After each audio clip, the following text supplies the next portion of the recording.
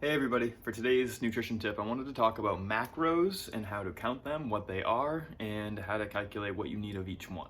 So for macronutrients, those are the big building blocks as far as energy needs for our body. So they come in our food. There's carbohydrates, protein, and fats, and they all have a different amount of energy within them and what we should be after when we're trying to lose weight, gain weight, muscle, or whatever they may be. So today I'm going to work you through a little flow sheet of how to calculate these. All you have to do is know roughly your calorie intake for your goals. If it's to lose weight, you're gonna have to cut your calories a little bit from what you are right now or whatever your maintenance zone is. If it's to gain weight or muscle, you're gonna have to increase those calories with your training to do that. So I wanna go through just a little bit about what these macros look like on paper and how to do some of this math yourself. And then I'm gonna talk where you can look through in your diet of how to get what you need. Video. This is just showing you a little bit about the numbers behind the macros. So first we're going to find grams of carbohydrate, protein, and fat. But to do that, we're going to figure it out from percentage of what we're going to start with. So if you know what your calorie intake is, say it's 1800, we'll call that what we're going to go by today. And you can find this by looking at MyFitnessPal. You can look it up online. You can do a calculator yourself. You probably have a number to go by. There's many ways you can do that, and we can probably figure it out specifically for you if you need. But say your number is 1800. What we're going to do is go through the percentage of each of the three macronutrients: your carbohydrate, your protein, and your fat. So 50% carbohydrate is not too excessive by any means. It's not a high carbohydrate diet at all. 25% protein should give you enough of the building blocks to recover, repair, rebuild. And then 25% fat is good for vitamin absorption, for hormone balance within the body, and for brain function. So we need these three macronutrients for many things within the body, and these are about how much you need of all three. Further, you can look at how many kilocalories of each macronutrient per gram. So for carbohydrates, there's 4 calories per gram. That's going to be important for a minute. For protein, there's also 4 calories per gram. And remember, we're going to find grams of these macronutrients and how to track those for your day. And then with fat, there's 9 calories per gram. So fat has a lot of calories for a small amount. So to find your macros from calories, we're going to do an equation. This is all simple. It's pretty easy once you get going. But what you do is you start with your calorie intake or your target number, whatever you need to start with here. So we're going with 1800 calories. So since our carbohydrate, we'll start with carbohydrate first, we need up here 50% of your day in carbohydrates. We're going to take 50% of your 1800. And that gives us 900 calories of our day is coming from carbohydrates. And that's normal. That's what you need. That's all your fruits, your vegetables, any grain you may have. And then we said we have 4 calories per gram of carbohydrates. So you take your 900, divide by 4, and that leaves you with 225 grams. That's your macro. That's how many grams of carbohydrate you're gonna aim for your day. So if this is the tracking method you want, that's what you're gonna aim for grams of carbs.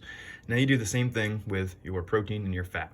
So up here again, we say your protein, we're gonna aim for about 25%. And if your numbers are different, this is how you can make them 30%, you can make this 20, as long as these three add up to 100%.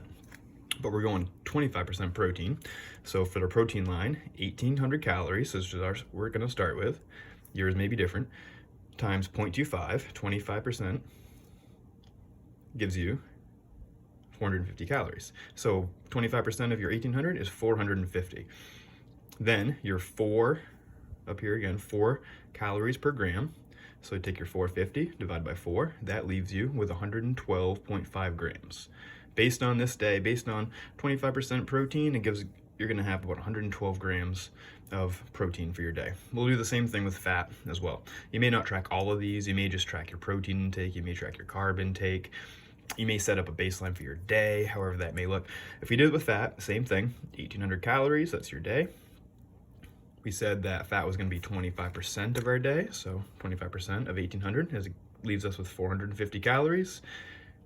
Calories of fat, remember, had 9 calories per gram. So we have 450 divided by your 9 leaves you with 50 grams of fat for your day. So that's how you figured out your macros. These right here are all your macros. That would be for you based on 1800 calories to focus on.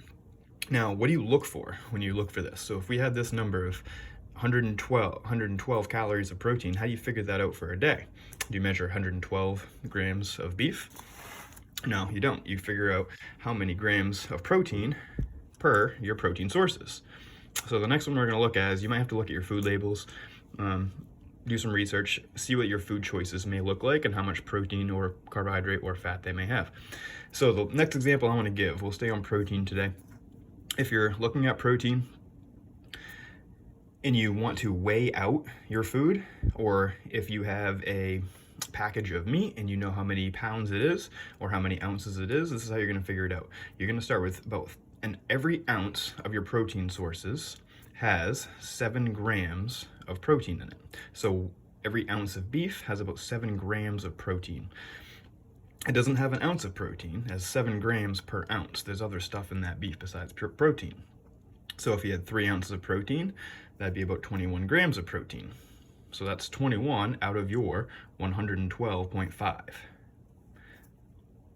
Just in one meal. The 3 ounce piece. That's about the size of a small hand, a deck of cards, somewhere around there. Non-meat source. Most meats pretty much are 7 grams of protein per ounce of meat. That's for most meat products. They're all a little different, but that's pretty close.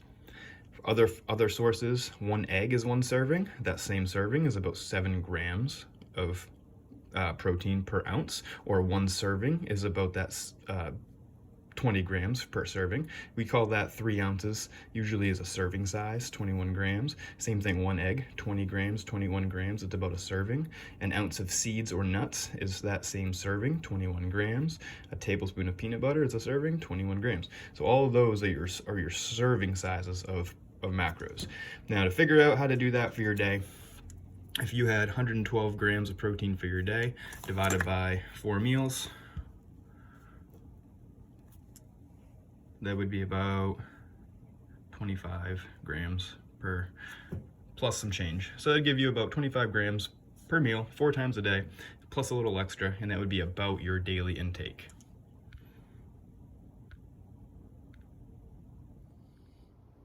So that is a crash course of logging and how to look for your macronutrients. We focused a little more on protein, even though I went through all 3. We went through the protein example. That's probably the most important to start with, just to make sure you're getting enough of that. Most people are probably a little lower on that and higher on the carbohydrate, and a simple way of bringing those ratios back or to bring the protein up slightly. If you think you're already eating more than 100 grams of protein, maybe focus somewhere else for right now, but if you're not, that's probably step number 1. So I hope you enjoyed this video. Keep track. I'm going to do the carbohydrate and the fat demo later this week, so look out for the next tips. All right, we'll keep on this macros.